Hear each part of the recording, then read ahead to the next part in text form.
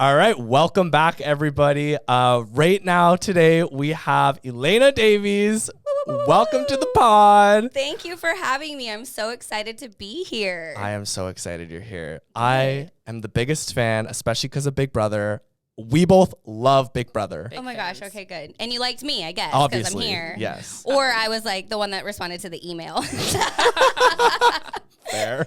One or the other. And I'm local, so. Very local, which is what we love, too. Yeah, we love having in-studio guests. Yeah, same. Isn't it so much more fun? It's so much better. It's such a better connection. We love our Zoom guests, too, but in person is just like, you get a better connection. Yeah, totally. But fuck you, Zoom guests. Love it. Oh my God. We have so many questions about where you've come from, how you've grown to where you are today. Would you want to explain to our listeners, like, where you started? Yeah. I know you mentioned before Kid Kraddick. Like, please explain. I love my Kid Kraddick story because it's so weird. I was a huge fan of the show. Huge fan of the show growing up. I listened to every morning.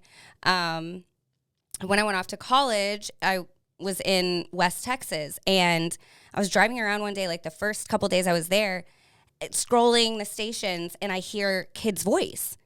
And I was like, what? Because I grew up knowing that Kid Kraddick in the morning was in Dallas, and that's where we were. And I didn't have any kind of concept of what syndication was at all, but it was like instant peace. And I was like, oh my gosh, a little, reminder of home. It felt like home.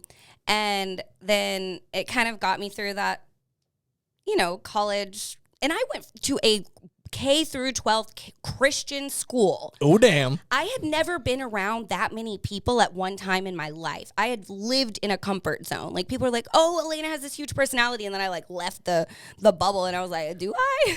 I'm terrified. So yeah, it was kind of a comfort for me. And then after college, my ex, about a year after my ex broke up with me, obviously, or we would be together. And that was just, I thought I was going to pass away, obviously, as you do with your first love heartbreak. And then it was like Kid Kraddick kind of saved me. Like, every morning I would find that distraction in them and laugh and smile. And it was kind of my reminder that, like, I was still capable of doing that. And that if I could do it now in this, like, terrible time, then I probably had a lot more happiness to come. And in that time, I just really, went all in on Kid Kraddick because I was like, this is my thing. This makes me happy. So I'd listen on the way to work. I would put it on Kid TV when I got to work. I would let it play 2 or 3 times. I love it. Until the afternoon. And I just interacted with them on Twitter a ton. And so Kid noticed me. He would tweet back at me and then ended up following me. And I was like, this is it, guys. I have made it. This is it. I've peaked. There's no getting better than this. I can't. My life cannot accelerate. So I was like, it's stagnant from here on out. But yeah, and then it's crazy because they kind of kept in touch. Kelly followed me. I fucking love Kelly. Listen. Absolutely love her. Listen. Kelly fucking Raspberry. There is no one greater. I don't give a shit about what anybody in this world thinks about me. Not a fucking shit except for Kelly Raspberry. I care. I don't know what it is. I care so much. I know she loves me. She's the best. She's like the one person that has included me in everything after my leaving the show. Like, when I had spine surgery a couple years ago, was constantly checking in, came and visited, invites me to every birthday, every event, everything. And she's just like, I truly wouldn't be where I am today without her specifically, because after Kid passed, they did a little listener bit and called me.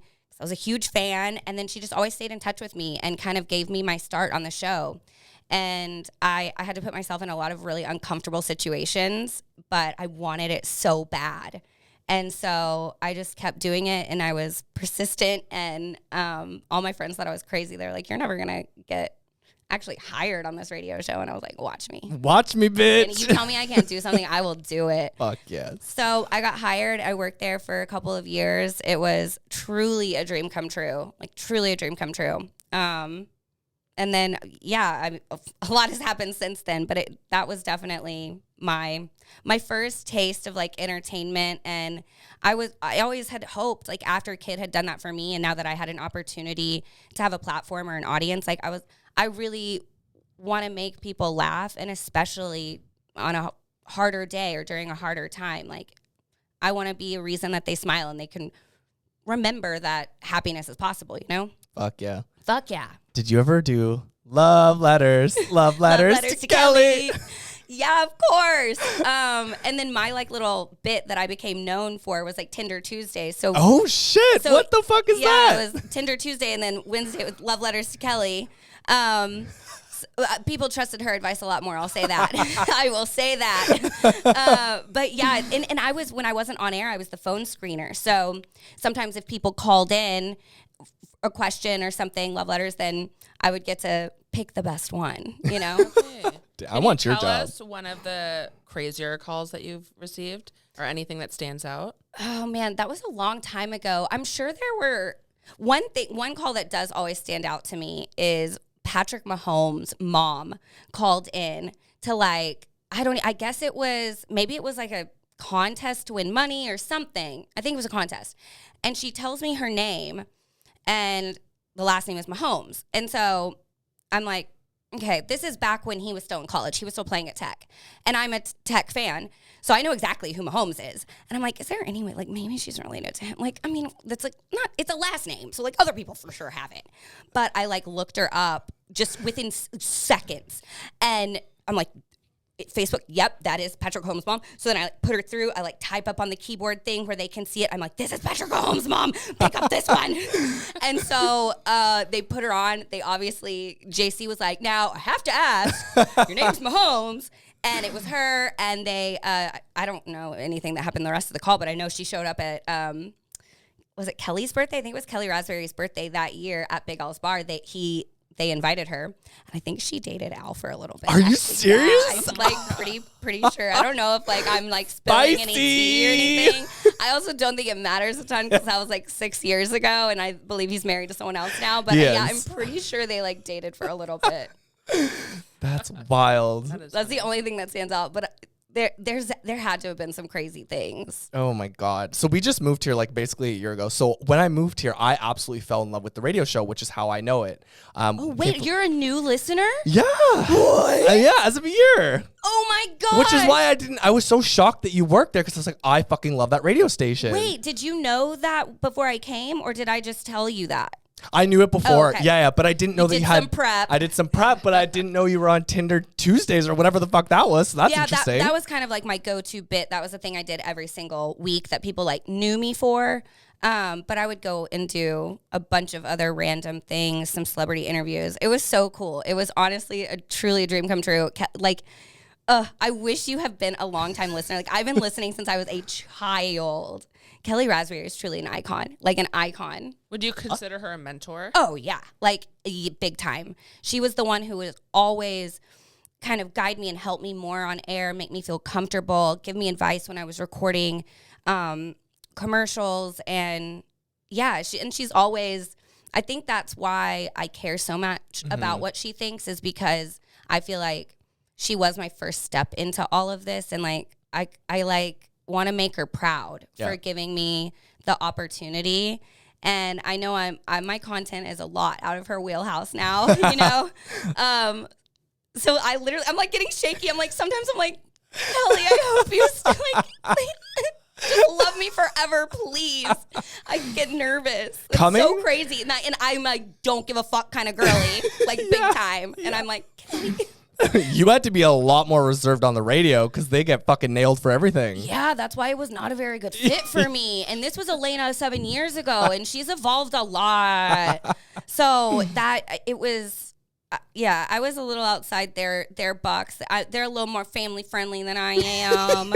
But hey, everything, you know, works the way it's meant to because now I have my own platform and I get to do whatever the fuck I want. Totally. Coming from an outsider listening to their show, just to touch on the last part of their show, she literally seems like a mother to me. Like I listen to her and I'm like, I fucking just love you so much. Yeah. I would take her advice on everything. Like everything. I care so much. Yeah. I'm so glad you love her. I really do. I wish you'll need to go back sometime and watch old like YouTube clips of like shows with Kid in it and I will. old Kelly. There is some funny. Honestly, I'm actually probably going to do that all night tonight. Oh my God, yes. Just get literally so high and just pull up Kid Kraddick on YouTube on my Frame TV and just go to town. Sounds like a great night. Yeah. I'll masturbate too. Duh. Same. So how did we make the jump into reality TV? Big Brother, there's other shows as well. Like, how did we get to this point? I love it. Just tell me your... On accident. Again. Really? Like, kid thought I was funny on Twitter, and then some other girl just slid into my DMs and was like, do you want to cast for Big Brother? And No I said, way. politely no. Because I worked for a, like, morning radio show. We talk about, you know, celebrity gossip and pop culture and all of this stuff, reality TV stars. Like, The Bachelor had its own segment. Yeah. So, and we interview those reality TV stars after the show, and it's like, you hear some sob stories. Like, one of my very good friends is Olivia Kraddick, who is on The Bachelor, and she was like one of the most, she's such a wonderful, wonderful person and was so villainized, and it can just be so produced, and I was afraid to give them any opportunity to, like, I don't know, make me seem awful, which I feel like is kind of easy to do. And I'm not talking shit about myself, but like I'm an easy villain, okay? I just am. And anyway, so I was like, no, I don't think so. And then at that time, I was really considering the fact that I was actually already interviewing for other radio show jobs, and it was kind of my time to like go out of the Kid Kraddick show. And so I was like, you know what, fuck it. Like, I'm just gonna say yes, like, get a spray tan, put on a cute hat, and just see what happens. Like, I'm open to the things that the Lord has for me. If I'm supposed to be on, I'll get on. If not, I'll try really hard not to get too invested and being incredibly disappointed. And I was on. And I was more comfortable with it being Big Brother because I had watched the show and I was a fan, but more so that there's the raw element to it. There's live feeds. So you can edit it if you want to, and you will, but like, there's still the proof that this is what happened for the most part. They obviously don't get everything, but I like that there was way less production interference. And I can truly say that as going through the show, like, it is the least producer manipulated reality television show. That's actually refreshing to hear, because from what we've heard about Netflix and their production companies and with the different shows, holy fuck, did they ever produce the shit out of that? Mm-hmm. Yeah. And I went from CBS Big Brother to an MTV show, and it is a wildly different, even just like the way the show is filmed. Like, Big Brother is truly an anomaly in reality television. No other show films as long. No other show airs live. No other show has live elements. Like, we're 9 to 12 on another show, completely live. And then the live feeds 24/7. It's really, honestly, rare. So and producers, we don't see producers. They can't really coach us in the house. Like, we have one-on-one with them through just a camera only in the diary room. And obviously Big Brother can talk to us, but yeah, they can't really get involved. And MTV producers, there's a lot of them. You see them all. They're overwhelming. And then there's actual camera crews following you around, but there's not that many. So like, other people are on the other side of the house, not being filmed, and then all of a sudden they want that, and they can hear the audio, so then they're like rushing over there, and they're like, can you actually, you know what, let's have you tell that to this person instead. And I'm like, oh, for why? Why though? So, but okay, so they reached out to you. Did you go through any normal process? Like, what is the process of actually being interviewed for Big Brother? Like, how the fuck do people get on it? Long. I only missed like the first technical step. Okay. I missed like going to the live, like, open casting call where people like stand outside the hotel or wherever and stand in line. And because they had technically like reached out to me, inviting me to cast. So that was just like a, hey girl, if you want to cast, you are invited to go through the casting process. Like, you can skip the line kind of a thing. But there was no guarantee. But I ended up just talking to a producer on the phone for like 20 minutes and told him a couple weird stories. And they were like, all right, so we'll have you for callbacks. And I was like, there you have it, folks. There you were pretty confident. Yes and no.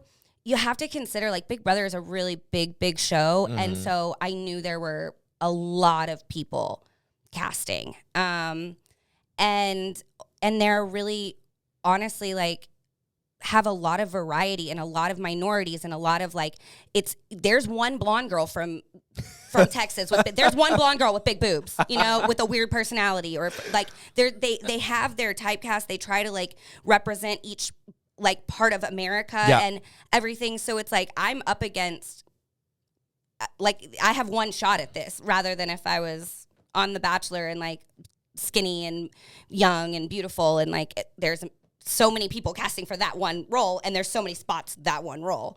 But I mean, I think I am just generally a confident person, and I think confidence probably was a lot of why I was pushed through the casting process and made it to the end.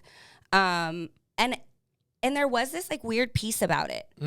Like in the middle, like once I got through casting and I'd done a little bit of it, I was like, I think I'm going to be on this show. Right. And you manifested the shit out of that. I think I manifested the shit out of it. And now I'm like, fuck, why'd I do that? But you didn't want it so badly. Did you? I think, yeah, I mean, I did want it really bad, but I can say with confidence that there are so many other people at that time that truly wanted it way more.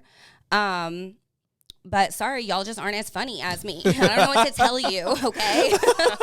Be funnier. That's funny. Just kidding. Did you watch your season back? Fuck no, absolutely really? not. And it's funny that you ask because Paul was a vet and he had played the season before our season. He was the only vet on our season. And within the first couple like weeks or whatever, we're obviously trying to figure out, like, talking to him a ton about his season and getting kind of guiding our path. It was definitely easier to live in the house and go through some things having someone who had just done it, because it is a huge adjustment. But I was like, okay, so like, what was it like watching it back? And he was like, I did not watch it back. And I was like, you're a liar. Like, we're all narcissistic enough to be on TV. You're joking around telling me that you're not going to watch yourself back on TV. Like, are you?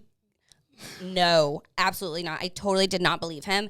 And then I got out of the house and I could not be more traumatized. It is the last thing I want to do. I've seen the first episode because that to me is less scary. It's just all of our home packages. Yep.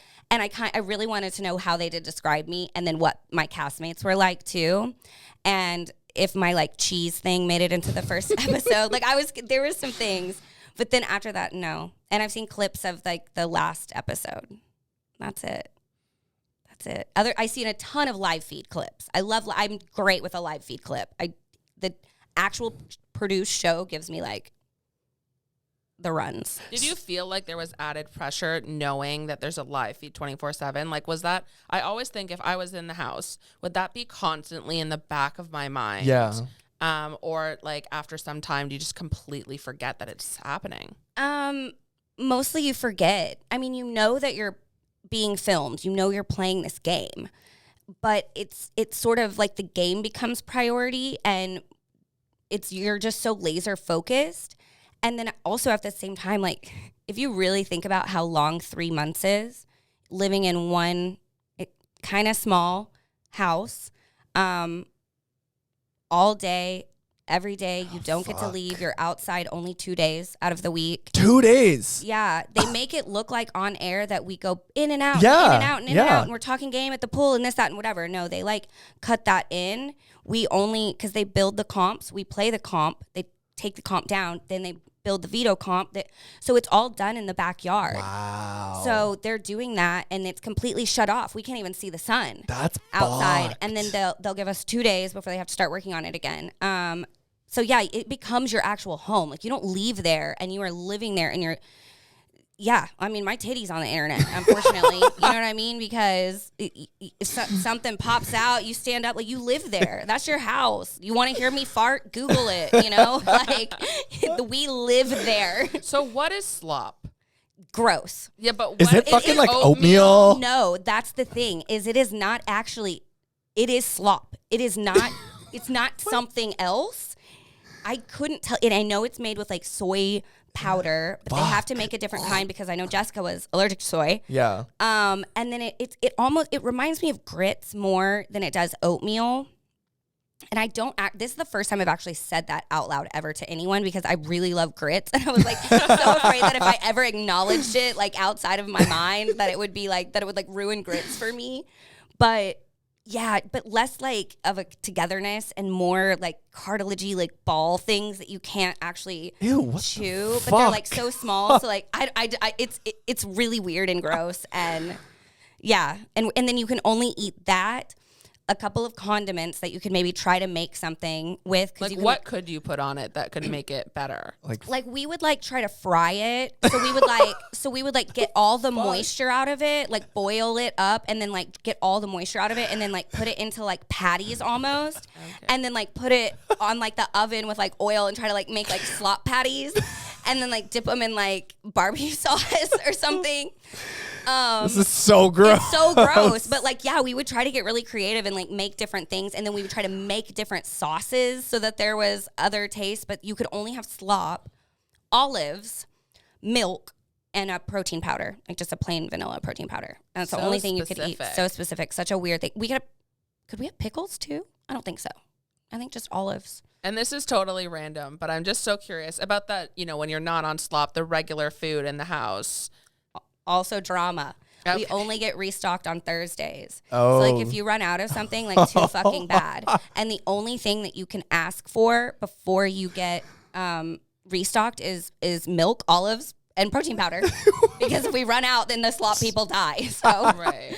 Yeah. So like, I mean, yeah, we fought about the dumbest shit, like eggs and pillows. But that's the thing that I always wonder that, I mean, I obviously don't watch every live feed from every season, but I'm like, they must be, like when you're living in a house with somebody this long, no matter what the circumstances, you're going to start getting pissy. People are messy. Yeah. Somebody's like eating all the food, like no consideration, the bathroom, pissing on the seat. Yeah. And I was like, there must be so much drama that they never like highlight.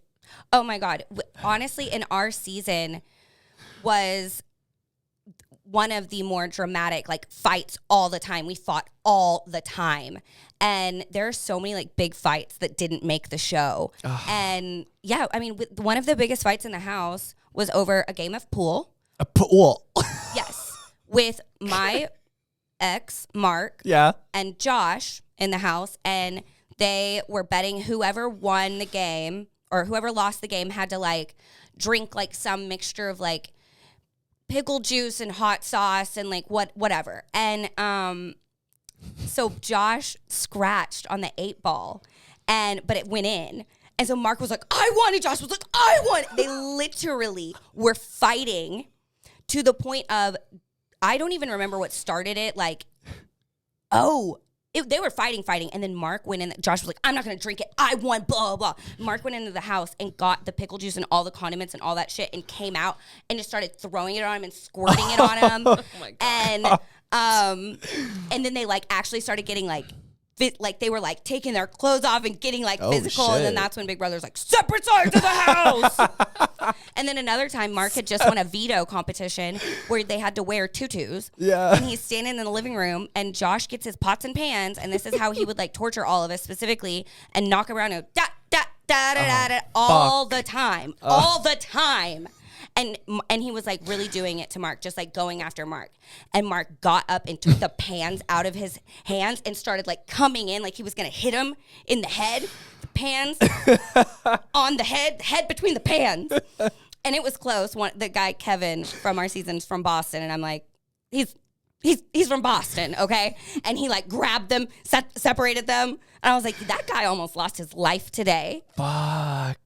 Over, I don't even know what that fight was about. I don't even know what that one was about. People were hangry in there. Can you imagine just seeing like two giant dudes in tutus, like trying to hit each other in the head with pans? Like, God, what a great show, honestly. That should have like been the fucking highlight on the show. Yeah, honestly, there were so many others too. Some of that stuff I think may have made it.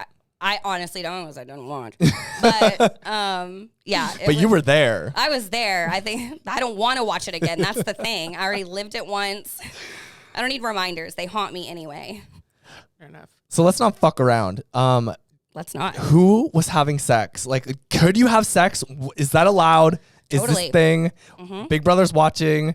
So is America. So is Everybody's watching. Your parents. Yeah. Parents are watching. Yeah. And then the person you're fucking's parents are also watching you fuck their kid. It's cool. It's super cool. Did you ever see any of that? And walk in? Did you fuck in the house? I did not fuck in the house. I did not fuck in the house. My mom was like, hey, do your thing. I'm getting used to you, but just like try not to have sex on live television. And I was like, all right, Eugenia, I got you on that one. I can mama. do that one. So I did not fuck on television or on live feed or whatever. Well, I did later. But We'll get to that. Okay. Not on Big Brother. She didn't have any specific rules for the second show, and I think she thought that one just applied, that it was like grandfathered in. It wasn't. But we did like hook up a little bit. You know, there was some like touching and things. Lots of making out, and you got to imagine too that we're just 24/7 like mic'd up, and so like. My friends were like, one of the weirdest things was just like listening to you kiss, like listening to your mouth kiss. And I'm like, God, that's actually like kind of humiliating, but at least you know a little bit what it's like and why people keep coming back, you know? But definitely had fun. And yeah. Okay, so people had a good time. I'll say this. I'll say this. Other people in the house were definitely participating, and it's live feeds. So like, yeah, stuff will get put on, but I think they try to like switch the camera, so you don't really always see a lot. But like guys, I feel really bad for guys because they just have like boners all the time, and then time. wake up in the middle. Like I'm pretty sure like guys have like had some wet dreams, and then that's kind of people watch that happen. It's just I'm lucky. I'm lucky that I didn't have those experiences. Oh my God. Can you imagine though? Like, so there's no fucking like Alana yelling at you guys, no kissing, and like no, they're like no napping. They're kiss more fighting, more kissing. Okay. Yeah, they loved it. God damn. I mean, that's probably the only reason I have a like career after this, was the fact that I accidentally started making out with this guy on TV because I was so fucking bored. There was nothing else. They don't give us games. I didn't have a book. Oh, I was going to ask, how the fuck did you not go crazy in there? I did go crazy. Okay. I'm insane. I lost my ever-loving mind. We all kind of did before anyway. I'm pretty sure that's why we got cast. Everybody talks about the it factor, right? And like during that process, I was like, I have the it factor. Like I'm on Big Brother. Like how many people cast for this? Like, and they picked me. No, by like day 20, I was talking to Jessica, my best friend in the house, and I was like explaining this concept of this idea that I had, this anecdote of having this it factor. And I was like, that is wrong. We all have mental illness. We all do. We are all mentally ill. And now I understand why we spent 7 days in LA taking just psychological exams just day after day after day because you wanted to confirm that I'm mentally ill. Well, I am. And I wish you would have told me. It would have saved me a lot of problems over the last 5-6 years because I just found out how bad it was recently, and I think you knew. Oh, fuck. Do they offer therapy? Because I know some of the shows were saying that they mandate therapy after. Netflix, yeah. No. Depends on the production company. Yeah. Yeah, I wish they did. We are allegedly allowed to like reach out to the psychiatrist that works for Big Brother like on the show, but honestly, like I just kind of feel like she's been doing that since Big Brother started, and maybe she also never knew what Big Brother, like it just seems really out of touch. Like you kind of definitely don't know what I'm talking about. And then aside from that, it's actually kind of hard to like find any help in that arena because I've tried and people don't like get it. So it's really hard to get help from somebody who has absolutely no idea. Even, I don't know. It's a really weird experience, and it's a really weird type of trauma. And yeah, but I'm on. Look at me now. Look at me go. Ketamine therapy. Mwah, mwah. And you know what's awesome about my doctor who prescribes me my ketamine treatment? What? They actually started watching my season of Big Brother on their own time at night to just better understand me as like a patient and like what I went through, which is definitely part of kind of my mental health journey post show. And I'm like, wow, that like made me cry. Like what? You care about me as a patient. 1,000,000%. So, but yeah, I'm definitely better now, but there were times that I wish I could talk to somebody that really could help and guide me, but we all are really close. Honestly, like Big Brother is this weird community, incestual, but like instant family. Like we're all hooking up, but like you're like my brother. I get what you mean. Yeah, yikes. But like you meet someone and you just instantly have this connection to them, you know, and you're obviously like paranoid because what are your intentions? Like, are you conspiring against me? But also like, you know what I've been through and like, just you feel safe. But mostly I think we just like rely on each other. And I could not have survived after the show, after the first year without Mark around me kind of all the time. That I think that might be why our relationship failed, because like codependence, trauma bonding, I don't know. And then Jess and Cody were local, so we hung out with them a lot. But there for the first couple of years, I did everything I could to be around as many Big Brother people as possible because it was very comforting to me. I was gonna ask what did happen to Mark, like at the end there. Man, honestly, he cheated on me on Valentine's Day, which was also the 1-year anniversary of us moving into our house. With a girl on Tinder who Tinder Tuesdays. Yeah, I know, right? We just went full circle, folks. Full circle. Fuck. And she was a fan of the show. She was still following me on Instagram.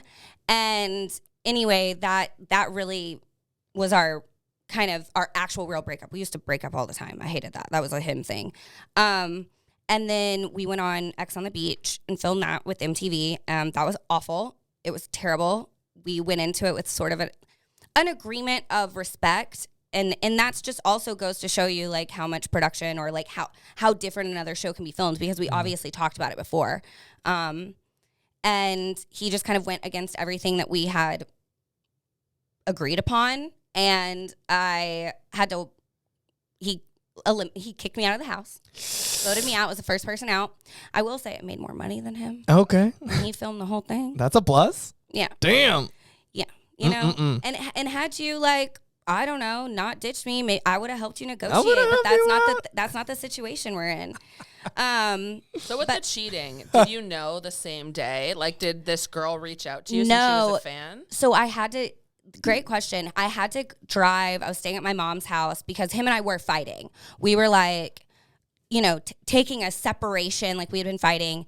But we had like reservations that night for a restaurant on Valentine's Day. But I had to go to the house to get something, to then go to Jessica's house to film something, to take photos or something. And so I had to stop by, and I texted him that I was coming by.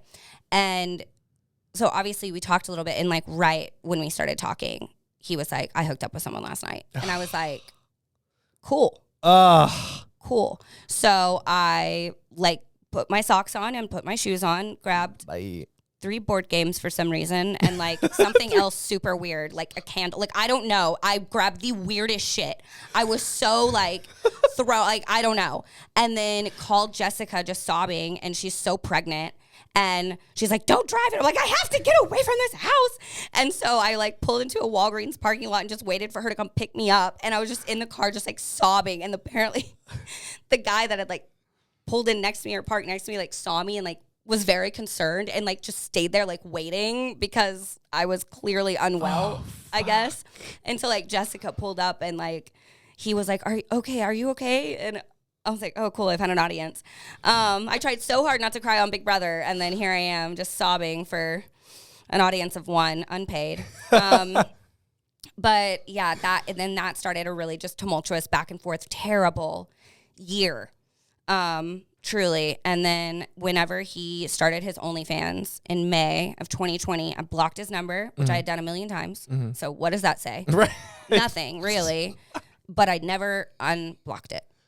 So, wow. And honestly, I have an OnlyFans, okay? So, no judgment. I actually, I have Mark to thank for, like, my 6-figure OnlyFans income, because I was talking to Paul, and we were kind of making fun of Mark's OnlyFans in the sense of the content that he chooses to post. Yeah. And the way it was done.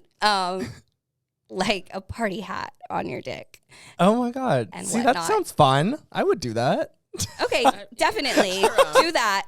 I'll send you my referral link, actually. But no, there was just some interesting choices he made, but mostly the reason that it was a deal breaker for me was because that was something he kept trying to do during this like back and forth time, and I was like, I don't trust you right now. Like we're really working on trust. Like you fucked Aubrey O'Day on TV, I had to watch it, but then you had them fly you back to Dallas to try to win me back. Like I don't trust you. And so I was like, I don't really want to open up an opportunity for, it's probably mostly gay guys. You're right. I know it is that are subscribed to your OnlyFans, except for it's not all. Yeah. And you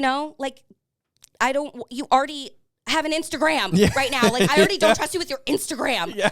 I don't really just want to open up your like legs to the world and like have other people touch their private parts to your private parts when your private parts are supposed to be for my private parts.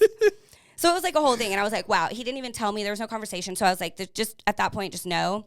But Paul and I were kind of like joking about it. And he was like, well, when are you going to start an OnlyFans so I can waste $20 a month? Like for real joking. So one night I was like, hi. And I was like, I'm going to just make an OnlyFans. And then send it to him like as if I really made an OnlyFans. Yeah. And apparently. He subscribed? Well, so some guys, I kind of forgot about it. But apparently some people will just get on OnlyFans just like, I wonder if Elena has an OnlyFans and like search it. And so it came up and somebody saw it and like subscribed then went to Reddit and was like, yo, Elena just started an OnlyFans. Oh, fuck. And so all these guys that already have this subreddit of me like jerking off to my Instagram pictures or that one titty that was from the show, all just like rushed to my OnlyFans and subscribed. So then I like pull up my phone later and I'm like scrolling through Safari and I'm like, oh yeah, OnlyFans. And I click it and I've like made hundreds of dollars. And I was like, what? Yes. Okay, I guess I have an OnlyFans now. So I started just only posting with fans, ceiling fans, oscillating fans, big ass fans, misting fans, paper fans, broken fans, all fans, fan inclusivity, all fans welcome. And made it kind of a bit. And yeah, it's turned into like a really great source of income. That's amazing. Yeah, but really, it's kind of funny that's what actually cut me off from him, because I was like, the disrespect. And then the fact that I was kind of making a bit out of, or a joke out of it, and now here I am. Fuck. Wild, right? That is unreal. I know. I was creeping your OnlyFans, and I didn't subscribe, but I see the titles, and they're very catchy. Like, I want to know what you're posting now. Yeah, right? You're curious. Yeah. I kind of want to subscribe. Might get a new subscriber. Even though I'm gay as fuck. Listen, everybody loves titties. I don't care who you are. It's true. So can I ask, so you said that you went to an all-Christian school through your whole schooling. So how do you kind of like reconcile? Is your family super religious? Like, how does the OnlyFans kind of work in your life, like your personal life? Yeah, I mean, my mom helps me take my OnlyFans photos. Okay. That's sick. Hello. Yeah, I'm like, thank you, Eugenia. But I don't post anything like incredibly scandalous. Is it nudes though? Like, do you have real nudes on there? I'm just curious. I don't have any nudes on my feed. Okay. But like I do more like boudoir-y type shoots, and those don't always have fans in them, and so I'll send those out in like packages, like pay-per-view packages, because it's just another way to like make money on the platform. Yeah.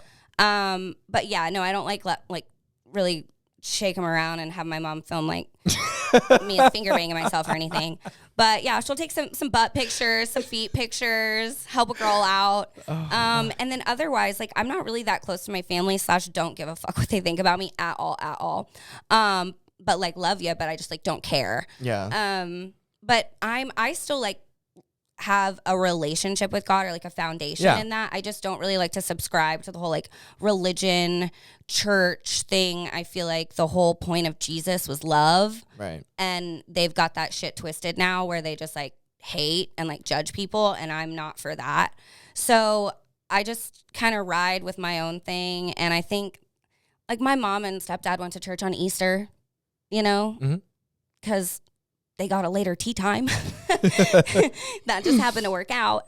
But they're kind of the same. Like I also don't really promote myself as being Christian, because at the same time, I don't really live a lifestyle that most people would align with Christianity. Well, I always tell people, I'm like, religion is a belief system. It has nothing to do with how you operate in your day-to-day life. Yeah. And that's really lost on people. It's really hard for them to wrap their head around it. Truly. And while I do feel that way, it's like there's so much simple-mindedness, and especially with reality TV, people who want to find like fans, you know, there's that fandom, and it's like can be very insane.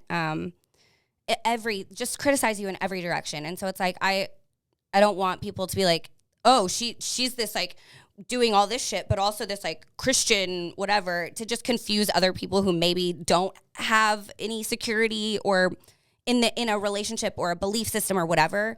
But yeah, I fully feel, and I feel so confident in like my relationship with God, and like I have an understanding of God's love because it's for everyone. So like I'm gonna do that too.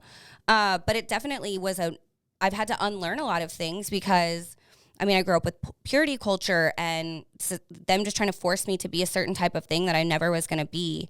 And I've definitely evolved a lot, and it's been hard to do that. But getting to like experience the world and receive more information, not just the information that one establishment gave me. I went to the same church and the same school from the time I was like 1 to when I graduated high school.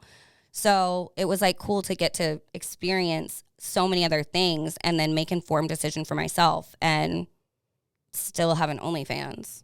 But I'm going to heaven. Watch. Fuck yeah. Fuck yeah. You'll see me in heaven. I fucking love it. Can you tell us about your podcast and your YouTube? Yes. So my podcast is the Miscellaneous Podcast. I love the name. So clever, right? Very clever. I know. And yeah, we talk about whatever because it's so miscellaneous. But I just did a really big rebrand and am filming in studio now. And yeah, we're posting all the episodes on YouTube. And I talk a lot about sex. Mm-hmm. I'm very sex positive. I think that because of my, you know, background and what I was raised on, the belief system, I think that there's a lot to learn. And sex is so stigmatized and taboo for like, why though? I don't know. We all got here because sex. Yep. Because somebody raw dogged your mom, if you really want to break it down. That happened. That happened. So I don't know why it's like such a terrible thing. And then I also just think there's so much like sexual oppression in sexual preferences and kinks. And I get messages all the time from people who are married that are like, my wife doesn't know I like blah, blah, blah, blah, blah. So I, you know, subscribe to these OnlyFans, or I do this. I mean, I literally had so the motto phrase thing on Big Brother is expect the unexpected. Mm-hmm. So my little segment on my podcast is called Respect the Unexpected, where I have like my listeners come on that have like specific like kinks or fetishes. And we just have like an open, honest conversation about it. And it's always really playful and funny, but I feel like I try to be a safe space. Like I want everyone to just feel comfortable. And yeah, so I've had like fart fetish guy on, vor fetish. There was a guy who had been fucking his cousin for like 15 years, and they're both in like other relationships. And it's because he has a foot fetish and his wife doesn't know. And so he hooks up with his cousin and gets foot jobs from her. And why like, his cousin? Yeah, this I don't is exactly. So wild. I know it exactly. That why? feels more like an incest. Totally. Fetish. I think it's both. Okay. I think it has to be both. It has to be both. I mean, the facts, science. But yeah, I mean, they like cheat on their partners by going on family vacation. It's like hilarious and fucked for sure. But like, I just think, even if that's not something that you're going to participate in, everybody's curious. Like most people are curious. And I think it should just be like, people should be able, like if you're going to marry somebody, shouldn't you be able to tell them you just want them to jerk you off with their feet a little bit? Like you should be comfortable enough to tell the person you're going to spend the rest of your life with, you know, 100%. that you have, you know, you want to put your dick in a chastity cage and her hold the key. Yeah. Why not? I can tell you from the gay dating down, especially Grindr, there are a lot of people out there with a lot of kinks. Yeah. A lot of always say that straight people are so too. Straight up about it. They're very straight up about it. I think the gay community is a more open community. Oh, though. yeah. So there's just so much more like acceptance, and that's just not what like guys have so much fucking pleasure in their butthole. It's so much. So much. And they're just out here like, no, I'm not gay. And I'm like, you don't have to be gay. Also, being gay is cool. If you were, it'd be fine. But just like, let me put my finger in your butt. I promise you'll like it. I don't know why it's like so, it has to be like such a problem. So I just want to like make it normal because it's supposed to be normal. And hopefully encourage other people to also explore their sexuality a little bit and figure out what they're comfortable with. And, you know, if you like vanilla, then get diet frozen yogurt vanilla. You're allowed to love it. I want some other stuff. Give me But a you must have had people on before where you're just like, no, like you can't even keep a straight face. And you're just Has like, there? You want to have it, you know, I know you want to create a safe space, but sometimes you're just like, laughed, for sure. Sir, fuck, like I can't even You can't with not. this. And what's the funniest actually is that a lot of these people don't want their identity to be known, of course. Right. And so I'll have my producer change their voice. Yeah. Okay, so they already are I don't. They. No, you're There's fine. no way that's me. It's not me. It's definitely you. Can you take your call on the pod? You can Take put it on live? speaker. Yeah, take it live. I love your bag, by the way. Thank you. Did I miss it? Who called? Oh, it was a group. It's a join a group FaceTime call. Okay. Oh, well, you could join it. She's Yeah. like, guys, I'm on a pod. Guys, I'm literally recording a podcast. This is on me though because I did have my phone on loud. Who is it? It's my best friend group. Hey. A couple of them. Oh my God. Welcome to the pod. Yeah. Yeah, you're famous now. Anyway, gotta go. Love you. Bye. I love that. Wow, that's never happened to me before. That's so funny. You have a checkbook? I saw that. Damn. Yeah, that's so But old school. OnlyFans is really fucking doing something for ya. I unfortunately had to write a $16,000 check today and go drop it off on my way here. Shit. Woo! Just get putting that money in an SEP and send it to the government. Know what I'm doing? Give me that referral code. Yeah, right though? Listen, I'm actually saving so much money on my taxes this year. I believe it. Like, dead ass. I believe my it. taxes are about to be $7,000. Fuck. Because of all the write-offs from all the Yeah. businesses. Damn. Oh, yeah. Buy a G-Wagon. Woo. That's what they say. Yeah. That's what they say. You can write it all off. Instead of That's my next car. Instead of the depreciation because it weighs over 6,000 pounds. Yep. Right. Yeah. So it's, saving me I wonder so if they're much gonna money. change that now that it's like the super known thing. Right. Yeah, I should probably stop telling people. Yeah, stop telling people. Hey, everybody that heard that, don't tell anybody. Okay? Keep it to yourself. I don't remember what I was saying earlier. I was saying something though. We're About talking creepy about people. The creepy people on your pod. Yeah, that's the funny part is too is if I laugh. Okay, so because their voice is being changed. Occasionally, because there's some overlap of speaking over people or like a reaction, a laugh, that my laugh will be like, whatever the sound is, however they change it. And so not only am I laughing at this guy telling me that he wants me to like fart in his mouth, it sounds like I'm like trying to take over the world. Like, I'm coming down from Mars or something. Jesus. It's just, it adds another layer of what the fuck. But obviously people feel really comfortable to trust that like you and your producer are going to change their voice and everything. Yeah. Because you could easily, if you wanted to go that route, not do it, leak the phone number, like Totally. the whole thing. I would never though, because I mean, that's kind of like what I stand for too, is like respecting people's like comfortability with their sexuality. And also if like, I'm going to continue to be able to hold space in this place. Like I want to have as much longevity in that as possible. Women's health, never discussed. I didn't learn anything about it. I had to find out the hard way why I kept getting recurring bacterial vaginosis. It's as if Say that 20 times. It's as if I've never had it, but I have. More commonly known as BV. But yeah, like I should know about my vagina, but no one told me, Yeah. So I just also talk about vaginas, vulvas, the whole thing. Really, Chris all the and I parts. were discussing not long ago that health class in school, or at least our They don't experience, teach you was shit. always just about like scaring you into not having sex. Totally. And there was no information, even about like basic hygiene. Like they didn't cover anything, but being like, don't have sex. Yeah, don't have sex, and then here's how you do the Heimlich. Yeah. Right. And I'm like, that sums it up super pretty helpful. well. Yeah. I'll take that into the rest of my life. Don't know how to do the Heimlich anymore. Also, I have so much sex. No, I don't. Damn it. Come on. What's your dating life looking like at the moment? Nothing. What? No dating. Are you on the None. apps? I have the apps. Okay. The last time I opened the app, Okay, it's been a while. couldn't tell you. Okay. I have managed to have sex this year, twice. Okay. So All right. it's looking up. It's looking up, folks. It's looking up. I hooked up twice.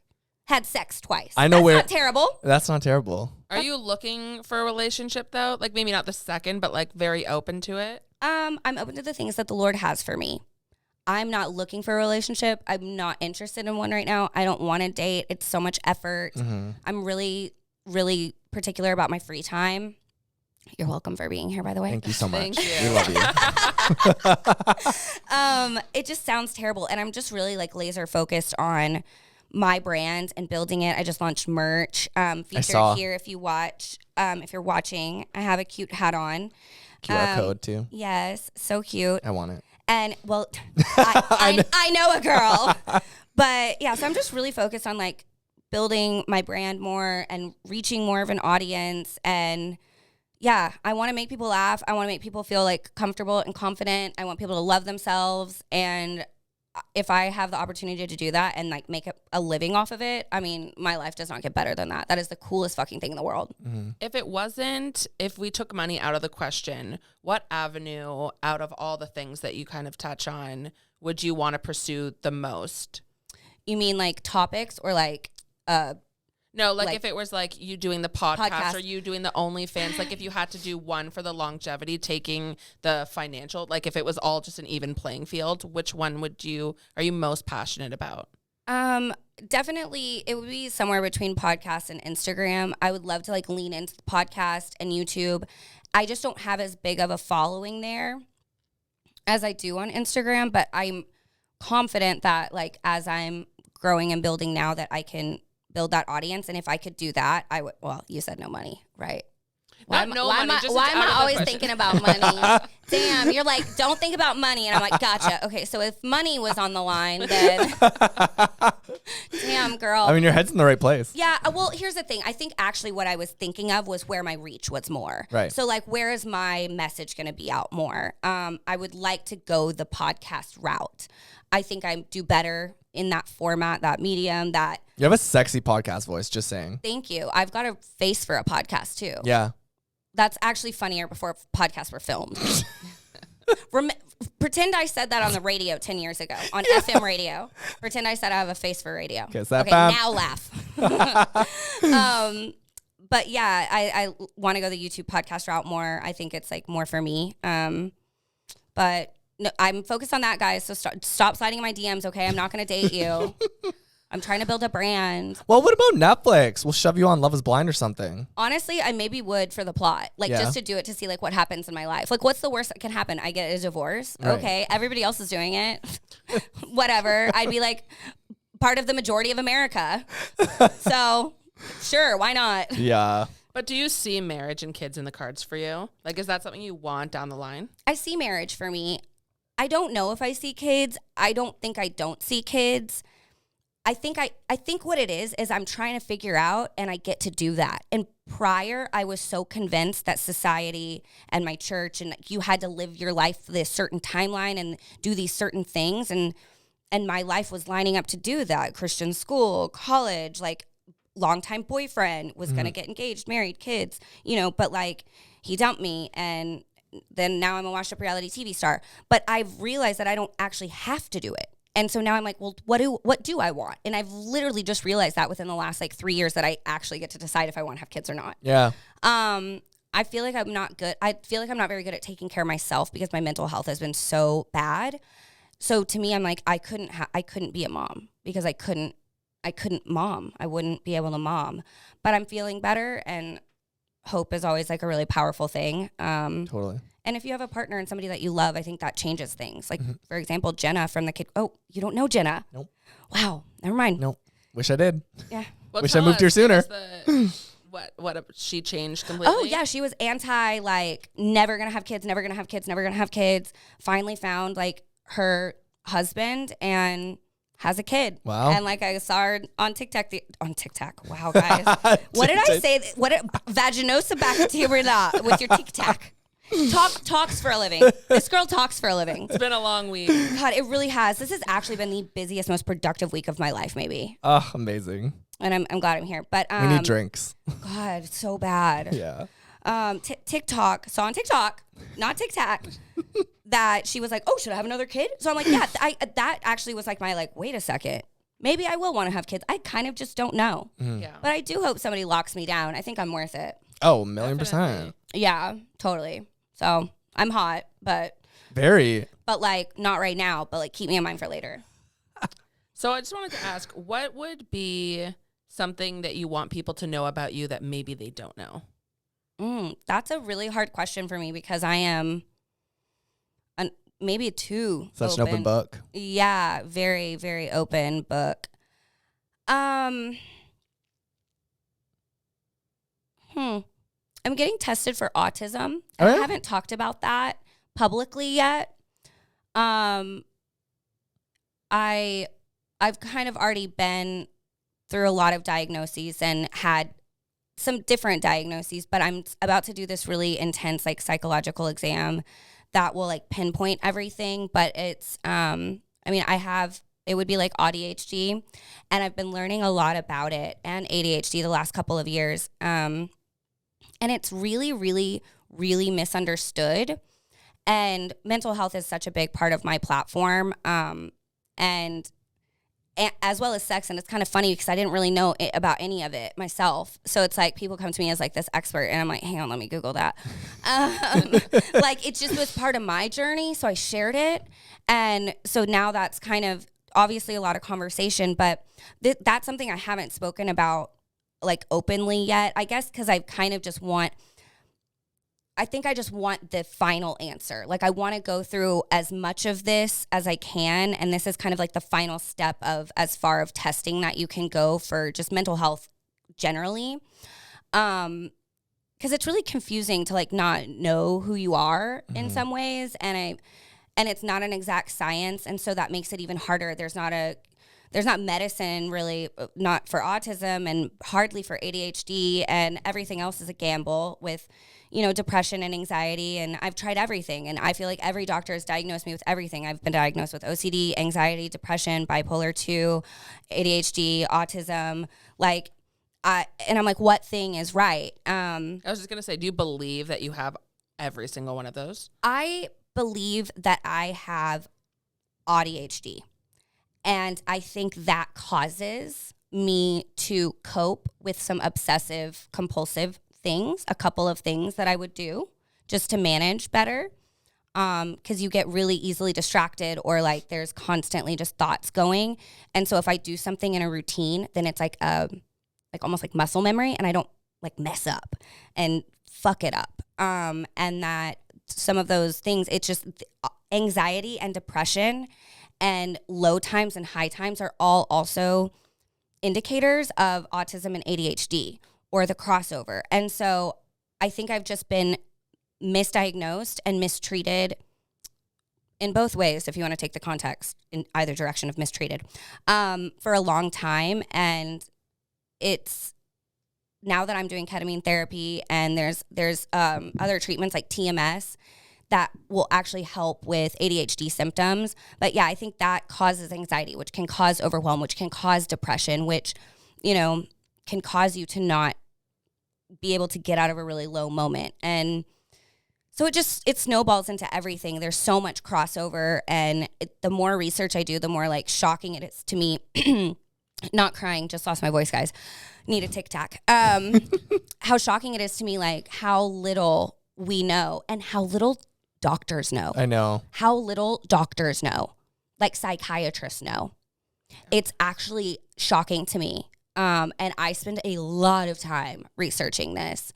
But that's something I kind of want to prioritize moving forward is I have shared a lot about ADHD, but I think there's not a lot of discussion. I mean, there are in pockets of the internet, right? Of course. But it's just not, again, normalized or talked about or understood like it should be. Yep. Totally. Absolutely. Totally. I agree. Chris and I always talk about it that we really love when guests come on, and just people in our real life are just so refreshingly honest and open. So we really appreciate you coming on and just, laying it all out there. Thank you Thanks, so guys. much. No, I'm so happy that you asked me. I'm honored, and it was so fun. So fun. We love Thank you. so much. Y'all have to come on my podcast. We would love that. Anytime. That'd be fun. I love that too. Okay, cool.